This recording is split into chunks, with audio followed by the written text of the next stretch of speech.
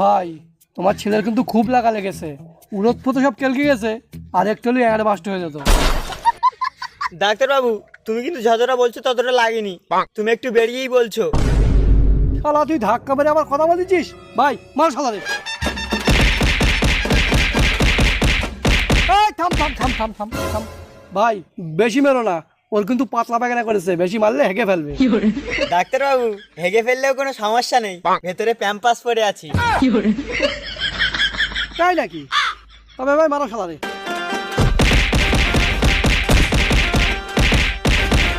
এ ভাই দাঁড়া দাঁড়া না, তোরা ভাই এমন মারা মেরেছিস যে মারার ছোটে আমার প্যান্ট পাস ফেটে ঘুমের গিয়ে গেছে।